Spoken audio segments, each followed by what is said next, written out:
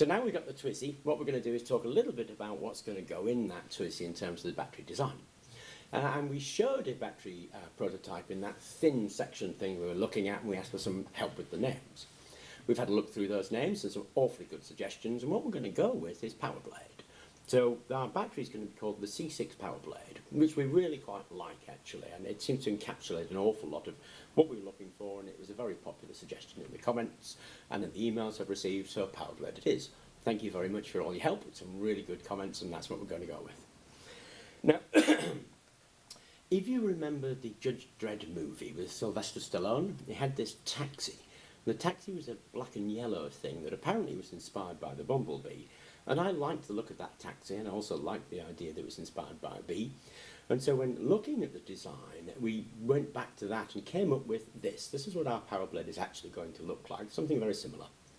It's obviously still a little bit too thick because we're making this out of acrylic on the laser cutter, but essentially that's what it's going to look like. Now you have to imagine a whole row of these, and you get these stripes of black and yellow looking very much like a bee.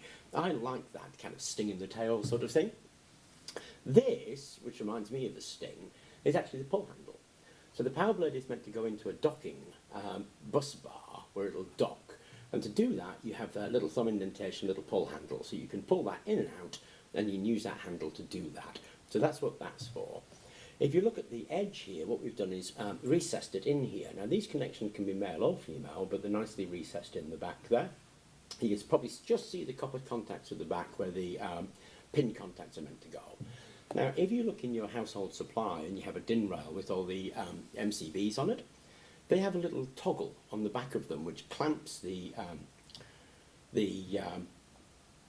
MCB, the miniature circuit breaker, onto the DIN bar with a plastic toggle that you pull up and down, and it clamps the actual device to the bar. We're thinking something similar here, where the pins will actually go in, but there'll be a plastic clamp to clamp those pins down and hold them nice and tight. And that will be held on a bus bar with a whole row of these. So a whole row of these cells, remember this is a cell, will actually make your battery. Now, it means that if a cell gets spoiled, you don't have to swap your whole battery out. You pull the little toggle and pull out your power cell, and this blade here, the Power Blade, can just be replaced, and that means that the battery can continue on to function. The image of this is that each one of these Power Blades will have an ASIC, a little red and yellow light. So when you look down the B, you see a whole row of green lights. So unless there's a spoiled cell, when a red light will come on, you go in, pull up the plastic toggle, take it here, pull it out, and replace it. So the battery itself, which has made a whole load of Power Blades, is, well, lasts forever, really. Now, this is still a prototype, so it's still a little bit thick in terms of the casing, but the essential casing is here. You might notice a window here, so we can see the fill and we can see what's going on inside. But the two halves of the blade are in fact screwed together. So if we unscrew them, we can separate them out. And we have a well here with all our contacts, a rubber gasket here, and our active material sits on this plate here. This plate is made out of our conductive ink, incidentally. That bit, the cell itself, will last virtually forever. If you do get a problem with the material, all you have to do is open it, tip the material out. Remember, it's an all-carbon device and a salt electrolyte, so there's no harm in that. Tip the material out, put new material in, close it back up, and you have just refurbished your entire cell. This cell casing, which is frequently seen as disposable, in our case isn't. In our case, it can be maintained. So we can open that, replace the battery material. The case itself becomes reusable. So when you go back again to your battery, then this same Power Blade can actually go back in where it once came out of.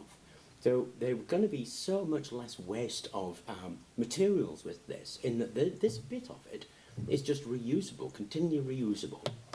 The bit in the centre, which is the all-carbon active material bit, is the bit that you would only ever have to replace. Now, you can't do that with batteries at the moment.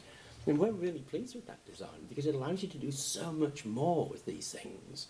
The fact that you can individually control each cell means that you can dynamically control charging and discharging. Now, a battery management system has to be written for that, but that's never been doable before. The fact that you can pull out an individual cell, remember these are 2.4 volts, so nothing lethal about 2.4 volts. The fact that you can pull out an individual cell and manhandling it without ever actually getting to the bus bar means it's immensely safe. there's a huge reduction in the waste of the material itself, in that this can be reused, it can be put back in, the whole battery itself and the battery support system never changes. So the thing is very extensible to run things like a car, a Powerwall, and really cheap and being able to replace and maintain it yourself, which has never been done before. And the reason it's never been done before is because batteries have always been seen as just a lump of something that you need to run. And we've had a look at it thinking, what about if the battery looked nice? Now, I like this design. I think it looks nice, and it has a great deal of utility. Obviously, I was looking at the design of the battery in that way, thinking about it as a section of blades, making up the whole battery, where the battery blade itself is only being repaired for the material inside, whereas the blade is infinitely usable, is, I think, a really new concept that we've come up with. And we're very pleased with that. I mean, I like that design. I think it's really sexy. So I wanted to show you how the power blade had morphed from the clear acrylic thing that you saw into a much more what will actually be used when it comes to making the battery from a series of power blades. You can see we've taken on board some of what people have said about recessing it. We need a window so we can see it. We've got a little pull handle so we can pull it out and access it without having to use any special tools.